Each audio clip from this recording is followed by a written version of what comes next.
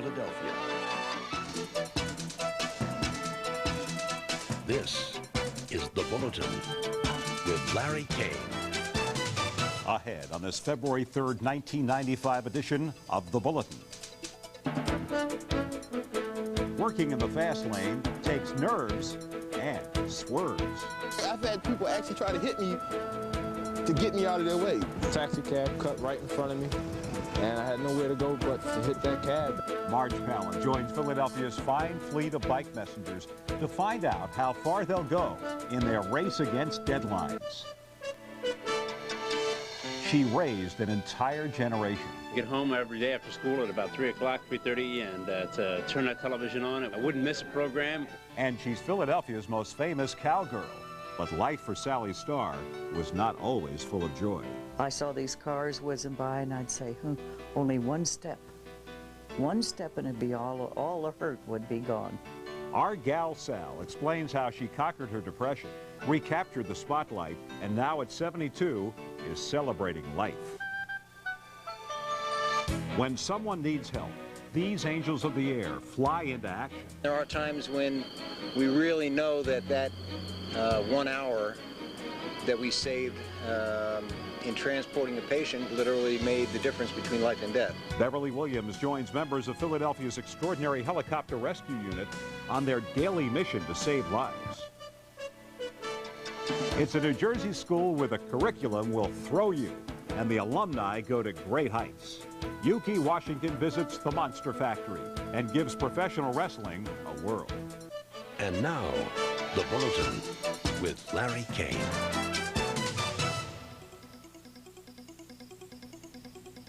Good evening, everyone, and welcome to The Bulletin. Have you been in Center City, Philadelphia traffic lately? I mean, this town is alive. Traffic is hot and heavy, and there's lots of people going places fast. In between all that traffic comes the spokespeople. Now, I'm not talking about people who talk.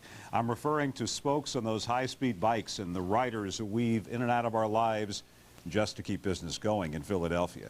Now, some of you may think they are a menace. Others just get out of the way.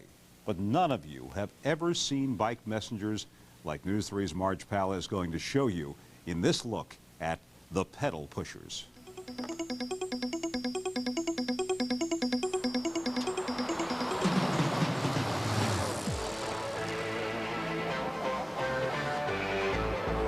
Rude people, drivers, taxis. I've had people actually try to hit me to get me out of their way. And you could tell the ones from out of town, they have consideration for bikes. But the in-town people who live here every day, nah, don't care.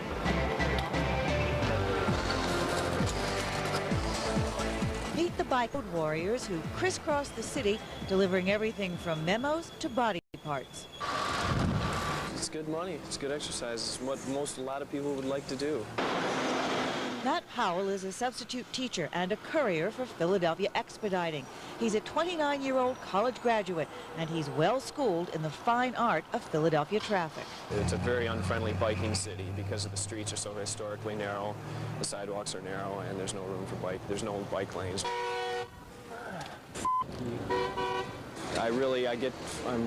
I'm kind of getting loud, boisterous. People don't realize that we can have as much of the street as we want. We could have a whole entire lane, and they think we should be on the sidewalk, and then pedestrians think we should be in the street. So I guess we think we're going to turn into hovercrafts and float on the air. They finally say, get down from there. Luther Major, who served 4 years in the Army delivering bombs, is a 2-year veteran of Philadelphia's streets, which are making the old bomb runs look pretty good. I'd rather deliver the hand grenades and the ammunition because I didn't have to deal with the pedestrians and stuff. Those are bikers' worst enemy, cabs and the pedestrians.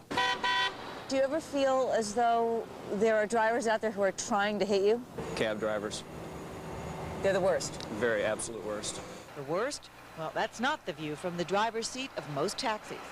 They're always in the way, but they're just like another piece of the roadway. If you see a person do this, you just know a taxi cab is on its way and it's going to cut you right off. Have you ever hit one? No. Not yet. Not yet. They like to make quick turns, cut people off to pick up passengers, and sometimes the passengers open up the door without looking for traffic. Messenger Bernard Fussell avoids cabs and open car doors, but not buses. Buses, to me, I like them. Why? Because I use them. I can use buses. I can ride behind them or ride, and it's like riding beside a wall with wheels. 310, Ben, I have 2 pulls for you now. The idea of a messenger service is simple. Get it there yesterday and don't hit anything. Go ahead. Or anyone along the way. There is a growing demand and a huge demand for immediate service. Stephen Rossner started Heaven Sent Couriers 17 years ago and quickly found a niche in same-day delivery. I think that there aren't enough people in companies to handle a lot of the work, and because of the nature of what goes on in life, people are behind their schedule, behind their deadline, so it forces them to use the same-day courier to meet their deadlines. But meeting a deadline sometimes means taking some risks and bending a few rules, because a messenger's survival often lies in being able to read a driver's body language rather than in reading the signs of the road. It's in the eyes. It's in the eyes. It's facial expression. If they're going to go through a stop sign, they look at you and just keep going, ignore you. But if they're going to slow down, they'll nod their head and let you go by. Any tricks of the trade you want to share with me? Well, the only trick I have is just ride like you don't care. I know that the guys are pretty careful out there, and I want them to be careful. I don't want them out there being a cowboy, driving the wrong direction, going up the streets wrong, you know, going through traffic lights. Of course they do all that, you know. Of course they do, but I don't want them to. But when it comes to same-day service, nothing is faster than email and faxes. But Rosner says even modern technology hasn't caught up to the bicycle. A lot of things that we transport, that we deliver, cannot be put through a facsimile machine, such as original documents, what gets filed in the courts, business deals that needs original signatures, corporate seals, artwork, printed material, box work. You can't fax that type of stuff. And there are a few more things that you can't send down the information highway. I delivered an eyeball and a couple of teeth. Blood samples and tissue samples, things like that. Heart valve. Horse semen. Horse semen? Horse semen. We do work for some horse farms up in central Jersey, where they're breeding horses down in Kentucky, and we have to pick up horse semen, put it on a plane, and get it down there. But in Center City, if you can't fax it, why not just drive it? Within Center City, it's much easier to do it on a bike. We do a lot of driver work within the city with boxes, but with small packages and envelopes, it's much easier to do it by bike. It can be done much more efficiently and quicker, and the drivers don't have to deal with the parking problems, tickets, getting towed. Though bikers are fearless in traffic, as soon as they step off their bicycles, they worry about the people who want to steal their wheels. You can break that lock in a matter of 15 seconds. That lock there, that lock, you can break them all. I actually caught the person trying to steal it. What'd you have to say to him? Well, I just said, "Excuse me, do you need any help?" And I jingled the keys in his face. Many are college graduates, and they've heard more than once that it's time to grow up and get a real job. I didn't plan on doing this long. When I did it, I just wanted to do it for the summer, and ended up being convenient and a good moneymaker. Someday I will be a full-time teacher. Soon, hopefully. In a good week, a messenger can make $500 and rack up 200 miles. We pay them 50% of what we bill our customer. A driver or a biker who works and hustles will make a good living. And Frank Nichols hustles, and even at 55, often out-hustles his much younger colleagues. I come in early in the morning when the place opens, like 6 o'clock in the morning, and the places, they don't usually get here till 9. So I have the advantage because I can pick whatever jobs I want from the computer. You're 55. How much longer can you do this? I can do it until I'm 60. I'm not going to do it later than 60. He's going to do this until he's 60 years old.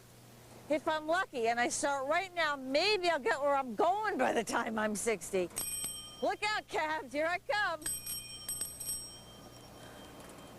Now that's a dangerous rider. I once had a collision with a bike messenger. I opened the door of the car and the messenger, riding perilously on the side of traffic, smashed into the door and fell down sideways. The guy got up adjusted his helmet, and said he was sorry. It really wasn't his fault. And he started putting the metal to the pedals as he maneuvered his way between a SEPTA bus and a Volvo, never looking back. To me, it either was a lesson in bravado or the realization that bike messengers have eyes in the back of their heads or are, as most people believe, completely mad and in need of immediate therapy. When the Bulletin returns.